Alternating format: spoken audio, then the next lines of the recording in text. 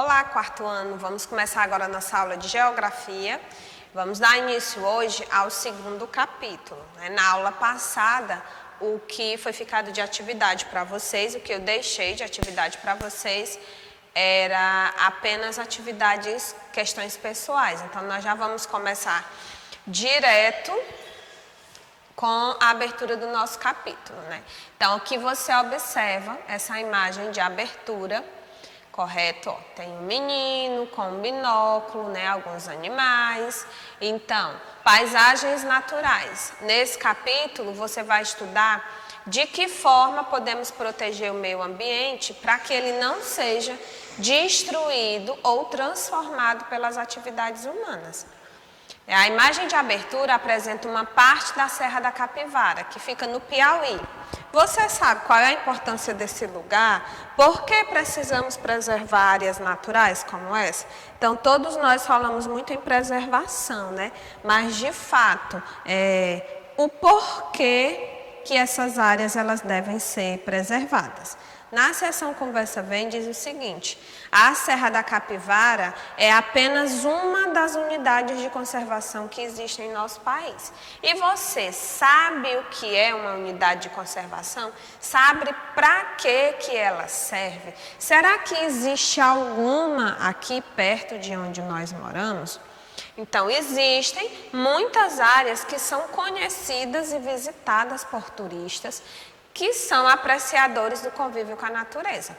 Elas são muito importantes, pois apresentam características naturais, em que a beleza das paisagens é um destaque. Além disso, há diversos tipos de áreas destinadas à preservação, tanto de elementos naturais da paisagem, como de características da população e dos seus habitats.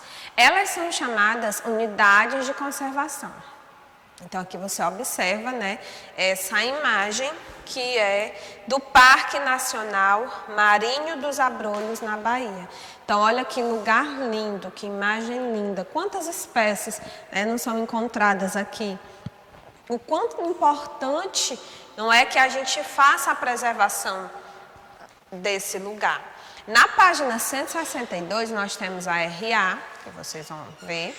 E aqui, de fato, tem a explicação do que seriam essas unidades de conservação. Então, de uma maneira geral, as UCs, como elas são conhecidas, são áreas com o objetivo de preservar os elementos naturais e sociais. Quanto à parte social, a UC devem assegurar às populações que residem nessas áreas o uso sustentável dos recursos naturais, permitindo o desenvolvimento de atividades econômicas que sejam realizadas de maneira racional e sustentável. Então, quando a gente fala na preservação da parte natural, é muito mais simples da gente absorver, Então, assim, com relação aos animais, às plantas. Agora, quando eu falo na questão social, tem que permitir que tenha um desenvolvimento, mas sem que haja uma degradação total daquela área. Então, as unidades de conservação, as UCs, elas se dividem em dois tipos: unidades de proteção integral e unidades de uso sustentável. Então, vamos ver aqui um pouco da diferença entre cada uma delas. Nas unidades de proteção integral, são aplicadas normas restritivas, Então, o que quer dizer aqui esse restritivas? Que as regras realmente devem ser seguidas e elas são um pouco mais firmes do que na unidade de uso sustentável. O uso dos recursos naturais só pode ser feito de maneira indireta, não envolvendo o consumo ou a coleta ou qualquer tipo de dano a eles. Então, aqui não se pode consumir, não se pode retirar. Já nas unidades de uso sustentável, é possível conciliar o uso dos recursos naturais com a preservação ambiental.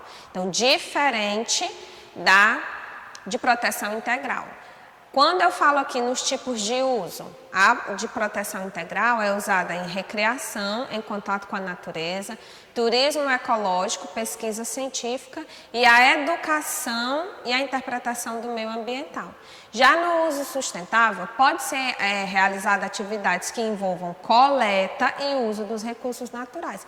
Porém, deve-se garantir a continuidade desses recursos, ou seja, pode ser retirado alguns recursos, mas tendo sempre esse cuidado para que seja dada uma continuidade, que haja a preservação nos processos ecológicos. E aqui do lado nós temos as categorias, né? Do proteção integral, estação ecológica, reserva biológica, parque, monumento natural, refúgio de vida silvestre. Então, desse aqui não pode se retirar nada, pode ser como objeto de estudo, mas a proteção da natureza está acima de tudo.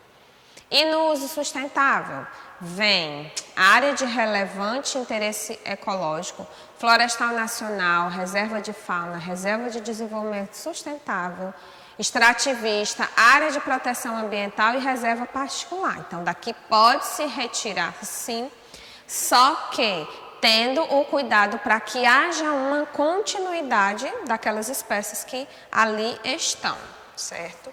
Então, hoje nós vamos até a 164. Aqui nós estamos falando, né, como acontece a criação de uma UC. Então, para que seja criada uma unidade de conservação, precisa ser lançada pelo poder público, seja ele federal, estadual ou municipal, após a realização de estudos técnicos, consulta pública que permita identificar a localização, a dimensão e os limites mais adequados. Compete ao órgão que está propondo a criação da UC elaborar os estudos técnicos preliminar e realizar a consulta pública e os demais procedimentos para a criação de uma unidade. Então, se digamos que o poder municipal aqui de Maranguape vá criar uma UC, uma área de conservação em um determinado local do município, tem que haver todo o estudo, elaborar as leis, verificar os limites, fazer tudo conforme a lei, para que essa área de conservação seja de fato reconhecida e estabelecida. E quando eu falo no plano de manejo, cada unidade apresenta características próprias. Então, as que estão na Bahia são diferentes das que vão estar no Rio Grande do Sul e assim por diante. Então, tem que se elaborar esse chamado plano de manejo. E o que é essa questão? O que significa a palavra manejo? O ato de manejar, manuseio, a administração. Então, as UCs que estão localizadas em lugares e vegetações com usos e populações diferentes, por isso é necessário que seja feito um estudo. E esse plano de manejo é um documento elaborado por pesquisadores de diversas áreas que compreende a unidade de conservação. Então, tem que ter o estudo do meio físico, biológico e social. E nesse plano de manejo deve-se estabelecer normas, que são as regras que devem ser cumpridas para quem irá fazer uso daquela área de conservação. Deve também conter as restrições de usos, ou seja, o limite do que pode e do que não pode ser feito, além das ações que serão feitas, aplicadas lá naquela UC. Aqui vocês têm a seção para saber mais, que está falando sobre as UCs ainda, Sistema Nacional de Unidades de Conservação. Então, vocês vão realizar a leitura dessa seção para saber mais. E sobre isso que eu acabei de explicar, você vai realizar as atividades nas fichas que estão da 97, né, se não me engano é essa aqui, 97 a 99 até a 102, que é sobre essa que eu acabei de explicar. Aqui nós temos a representação e a localização das paisagens na 97, 98, 99, e aí na página 100 101 e 102 vai estar falando sobre o conteúdo que eu acabei de explicar, que são as paisagens naturais, vai estar falando sobre as UCs, as unidades de conservação.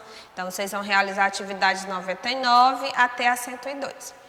As da aula passada eram a 97 a 98, tá? Aqui só para mostrar, porque aqui você iria fazer o desenho de um mapa com elementos naturais, de um mapa com elementos culturais e de um mapa com elementos naturais e culturais. Então, aqui cada um fez o seu, eu tirei as dúvidas de algumas crianças, né? No mais, a atividade que vai ficar proposta é essa. Então, nós estamos chegando aqui, final da nossa aula de geografia, iniciando o nosso segundo capítulo com esse assunto, tratando sobre as unidades de conservação que se faz muito importante hoje em dia, né? Cada um de nós devemos ter esse cuidado com o que nós iremos deixar para o futuro, para os filhos de vocês, os netos de vocês, depende do que nós fizermos hoje. Então, realizem as atividades e até a nossa próxima aula.